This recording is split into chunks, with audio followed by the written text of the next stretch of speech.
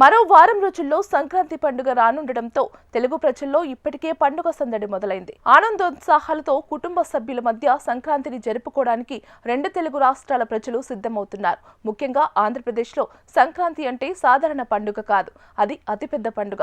ఉద్యోగాలు, ఉపాధి కోసం దేశ విదేశాల్లో స్థిరపడిన వారు సైతం ఈ పండుగకు సొంత ఊళ్లకు చేరుకుంటారు.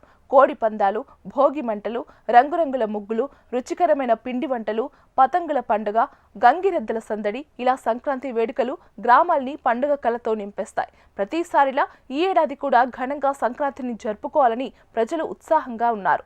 అయితే ఈసారి వాతావరణం పండుగ ఉత్సాహానికి ఆటంకం కలిగించేలా కనిపిస్తోంది. ప్రస్తుతం బంగాళాఖాతంలో ఉపరితల ఆవర్తనం కొనసాగుతుండగా ఇది సంక్రాంతికి ముందే అల్పపీడనంగా మారే అవకాశాలు ఉన్నాయని వాతావరణ శాఖ హెచ్చరిస్తోంది. జనవరి 8 లేదా 9వ తేదీల్లో శ్రీలంకకు సమీపంగా అల్పపీడనం ఏర్పడే అవకాశం ఉందని అంచనా వేస్తున్నారు. దీని ప్రభావంతో ఆంధ్రప్రదేశ్లో పలుచోట్ల వర్షాలు కురిసే సూచనలు ఉన్నాయని వాతావరణ అధికారులు తెలిపారు. ఇదిలా ఉండగా తెలంగాణలో మాత్రం ప్రస్తుతం వాతావరణం ప్రశాంతంగా మారింది. గత కొన్ని రోజులుగా తీవ్రంగా ఉన్న చలిగాలులు ప్రభావం క్రమంగా తగ్గుతోంది. రాష్ట్ర వ్యాప్తంగా ఇప్పుడు పొడి వాతావరణం కొనసాగుతుండగా ఉదయం వేళల్లో దట్టమైన పొగమంచు కురుస్తోంది.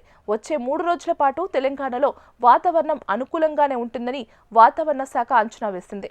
ఎక్కడ సింగిల్ డిజిట్ ఉష్ణోగ్రతలు నమోదు కావని స్పష్టం చేసింది.